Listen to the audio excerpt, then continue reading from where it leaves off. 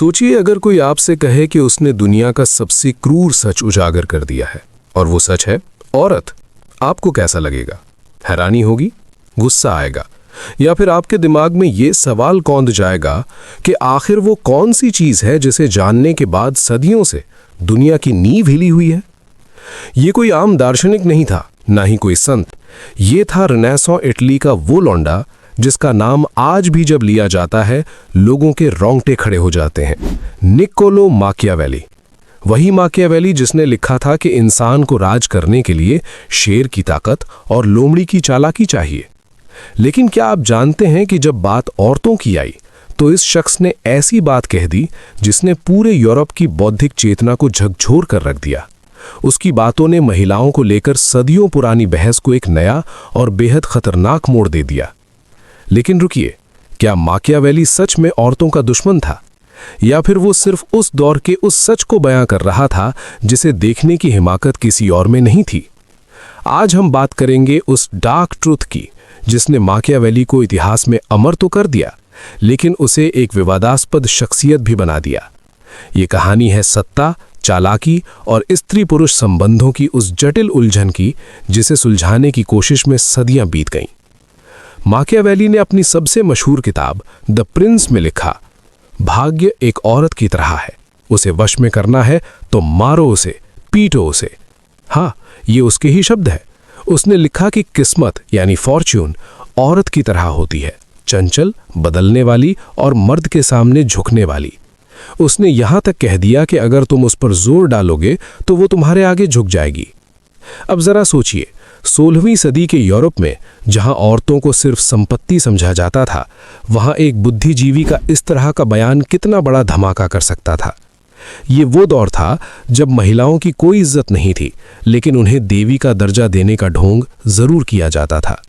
Church कहता था कि औरत ईव की संतान है, पाप की जड़ है। कवि और शायर उन्हें मरियम मगदलीनी की तरह देखते थे। ऐसे में माकियावेली ने सियासत की किताब में लिख दिया कि औरत को मारो, उसे कुचलो तो वो तुम्हारी हो जाएगी। ये सुनकर उस जमाने में कोहराम मच गया। लोगों ने उसे नास्तिक कहा, शैतान का शागिर्द कहा, यहां तक कि उसकी किताबों को जलाने की कोशिशें हुई। लेकिन क्या ये सच में माकियावेली की असली सोच थी? क्या वो सिर्फ औरतों को पीटने की बात कर रहा था, या फिर वो एक ऐसे रूपक की मदद से दुनिया को सत्ता का असली चेहरा दिखा रहा था? देखिए, माकियावेली को समझना सबसे मुश्किल काम है, क्योंकि वो जितना सीधा दिखता है उतना ही पेचीदा होता है। उसने अपने नाटकों में महिलाओं को ऐसे किरदारों के रूप में पेश किया जो पुरुषों से भी ज्यादा चालाक, ज्यादा मजबूत और ज्यादा सत्ता लोलुप है। उसकी लुक्रेजिया हो या क्लीजिया, ये वो औरतें हैं जो समाज के बंधनों में बंधी को हैं, लेकिन अपनी अक्ल के दम पर पुरुषों की सारी साजिशों को ध्वस्त कर देती हैं। तो सवाल उठता है कि आखिर माकियावेली किस तरफ है? क्या वो औरतों का दुश्मन है या उनका सबसे बड़ा हिमायती? क्या वो उन्हें कमजोर समझता है या फिर उन्हें उस ताकत के रूप में देखता है जो पूरी दुनिया की बाजी पलट सकती है? यहीं से शुरू होती है असली कहानी।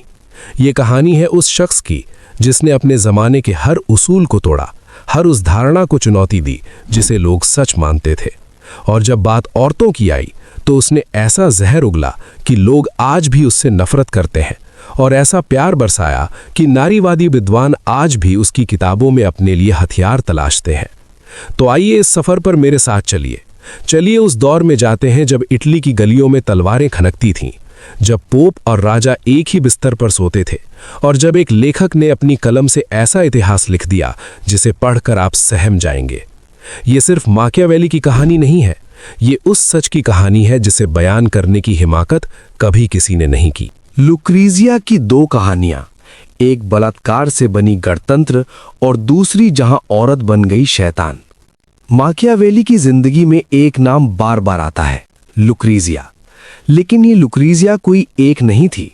असल में माकियावेली ने इसी नाम के साथ एक बहुत बड़ा खेल खेला, और उस खेल ने पूरे यूरोप को हिला के रख दिया। समझने की कोशिश करते हैं ये पेचीदा खेल। पहली लुक्रीजिया थी प्राचीन रोम की वो महान नारी जिसकी कहानी लिवी ने लिखी।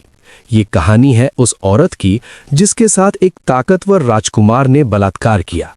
लुक्रीजिया ने वो अपमान बर्दाश्त नहीं किया। उसने अपने पिता और पति को बुलाया, उन्हें सारा किस्सा बताया और कहा कि मैंने कुछ गलत नहीं किया, लेकिन मैं सजा से बचना नहीं चाहती। और फिर उसने अपनी सीने में छुरा भोंक लिया। उसकी मौत ने रोम में इतना बड़ा विद्रोह खड़ा कर दिया कि राजशाही खत्म हो गई और रोमन गणतंत्र की स्थापना हुई। ये लुक्रीजिया थी आदर्श नारी, पवित्र, बलिदानी और अपनी इज्जत के लिए मर मिटने वाली। चर्च ने उसे संत का दर्जा दे दिया, कलाकारों ने उसकी तस्वीरें बनाई, लेखकों ने उसकी कहानी लिखी। वो एक मिथक बन गई, औरत की पवित्रता का प्रतीक। अब आते हैं माकियावेली के जमाने में।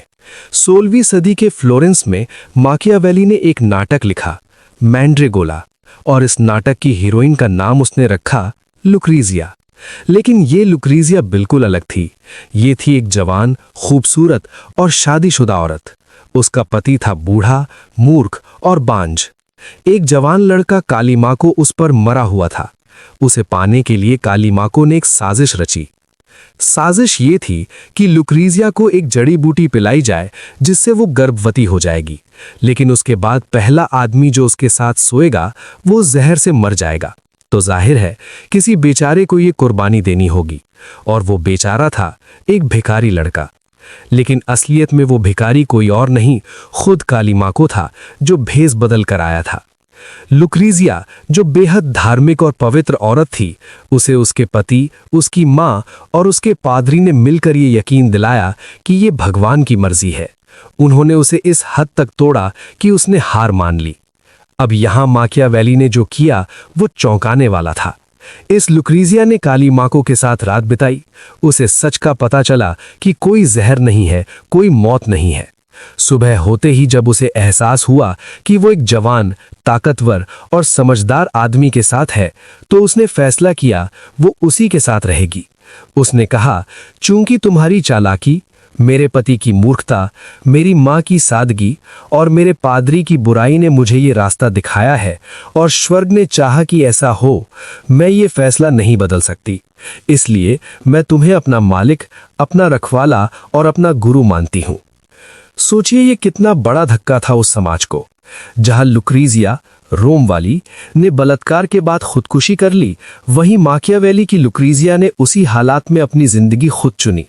उसने तय किया कि वो समाज की नजरों में बदचलन औरत बनकर जिएगी, लेकिन एक ऐसे आदमी के साथ जो उसे असली खुशी दे सकता है। माकियावेली ने यहां एक बहुत बड़ा सवाल खड़ा किया।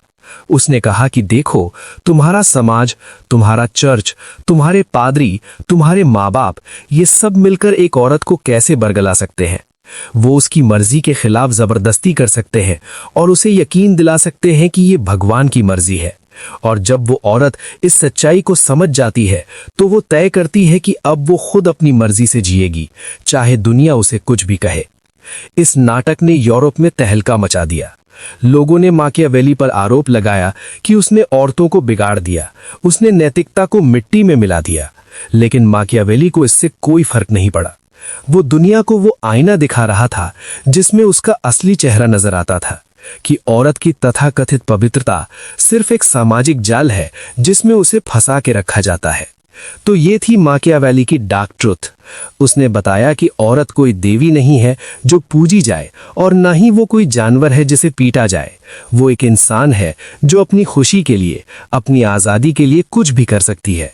चालाकी, झूठ, यहाँ तक कि समाज को ठुकराना भी। और यही बात उस जमाने के लिए सबसे खतरनाक थी। अब हम बात करेंगे उस चीज की जिसने माकियावेली को सबसे ज्यादा बदनाम किया। वो है उसकी फॉर्चूना वाली थ्योरी। उसने लिखा, मैं निश्चित रूप से मानता हूं कि सतर्क रहने से ज्यादा बेहतर है उतावला होना, क्योंकि भाग्य एक औरत है और उसे अपने अधीन रखना है तो उसे पीटना और धकेलना जरूरी है। ये शब्द आज भी किसी भी औरत को पढ़कर गुस्से से भर सकते हैं। एक विद्वान ने लिखा कि जब मैंने ये पढ़ा तो मुझे ऐसा लगा जैसे किसी ने मेरे मुंह पर तमाचा मार दिया हो। लेकिन असलियत क्या है? क्या माकियावेली सच में इतना बड़ा मिथ्या पुरुष यानी मिसोजिनिस्ट था, या फिर उसकी बातों को गलत समझा गया?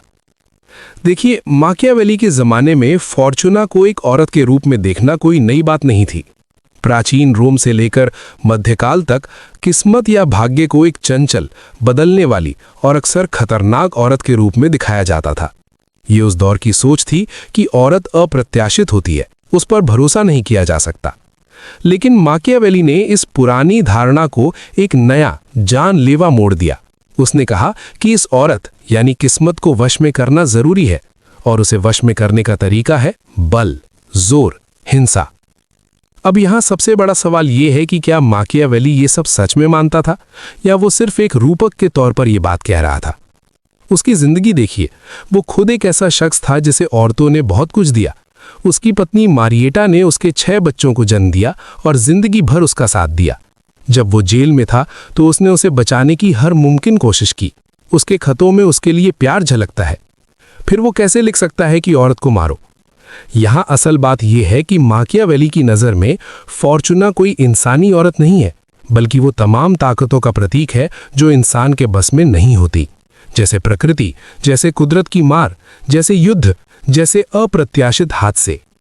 इन सब से निपटने के लिए उसके हिसाब से विर्तु चाहिए, यानी हिम्मत, चालाकी, ताकत और जोश। लेकिन फिर भी उसने औरत को ही क्यों चुना? वो मर्द को क्यों नहीं बोला कि वो किस्मत का प्रतीक है? यहीं पर माकियावेली की असली मानसिकता खुलकर सामने आती है। वो अपने दौर का इंसान था। वो उन सारी सामाजिक मान्यताओं से प्रभावित था जो औरतों को कमजोर, चंचल और अधीन रहने वाली मानती थी। उसकी ये सोच आज की नारीवादी सोच से बिल्कुल अलग है। लेकिन इसके साथ ही माकियावेली ने कुछ ऐसा भी लिखा जो बताता है कि वो औरतों की असली ताकत को समझता था। उसने द प्रिंस में सलाह दी कि एक राजा को कभी भी अपनी प्रजा की औरतों के साथ छेड़छाड़ नहीं करनी चाहिए, ना ही उनकी जायदाद हड़पनी चाहिए। उसने कहा कि ऐसा करके राजा खुद को नफरत का पात्र बना लेता है और उसका पतन निश्चित है। यानी उसने माना कि औरत की इज्जत का सवाल बहुत बड़ा है, इतना बड़ा कि उसके लिए सत्ता की नींव हिल सकती है। और फिर वो अपने नाटकों में ऐसी औरतें लिखता है जो पुरुषों की सारी साजिशों को नाकाम कर देती हैं। उसकी नायिकाएं कोई बेचारी मजलूम औरतें नहीं होती, वो होती हैं चालाक, मजबूत और अपनी मर्जी की मालकिन। तो फिर ये विरोधाभास कैसे समझा जाए? शायद इसीलिए माकियावेली को पढ़ना इतना मुश्किल है, क्योंकि वो हर चीज को 2 तरफ से देखता है। एक तरफ वो औरत को मारने की बात करता है, तो दूसरी तरफ वो औरतों को वो ताकत देता है जो उस जमाने में सोची भी नहीं जा सकती थी। यही उसकी डार्क ट्रूथ है कि औरत एक रहस्य है, जितना तुम उसे दबाओगे उतना ही वो ताकतवर होकर उभरेगी। माकियावेली की जिंदगी का एक और किस्सा है जो शायद उसकी सबसे विवादास्पद सोच को समझने में मदद करता है।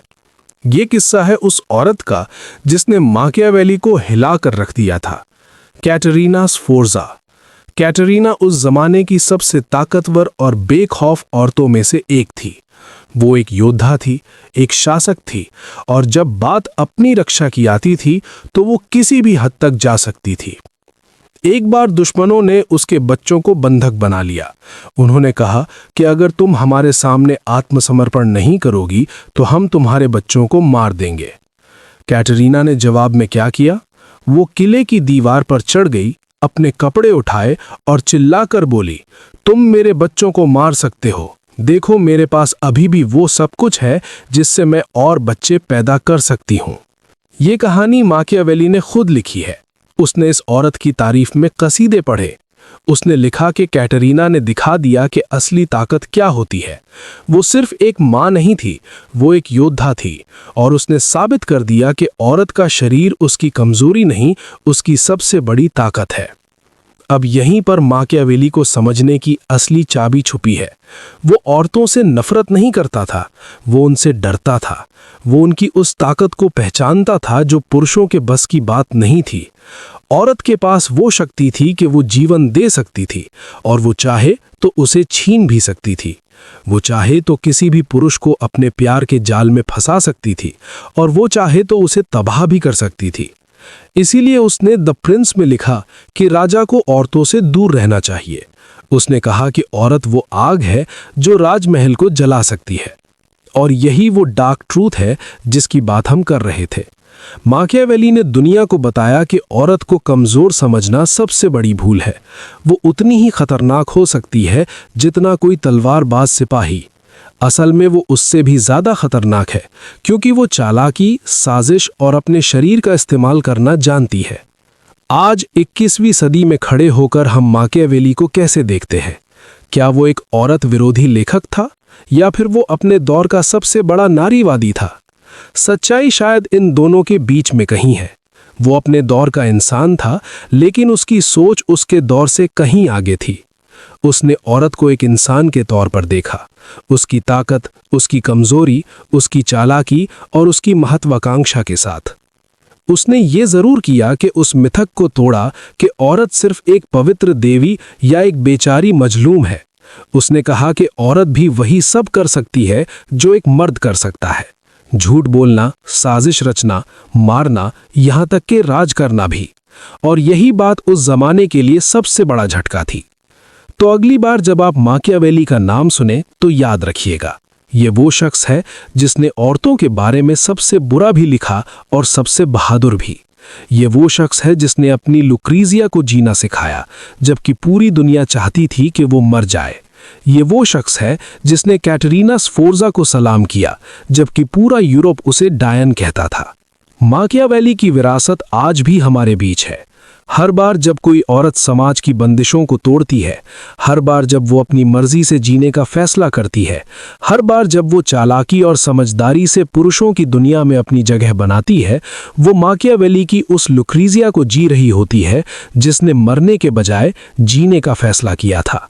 ये थी माकियावेली की वो बात जिसने दुनिया को शॉक कर दिया, और ये सच आज भली भांति हमारे सामने है। औरत ताकत है, औरत चालाकी है, औरत जिंदगी है। और जो इसे नहीं समझता, वो माकियावेली के शब्दों में, उसे कभी भी सत्ता हासिल नहीं हो सकती, और अगर हो भी जाए तो वो उसे खो देगा।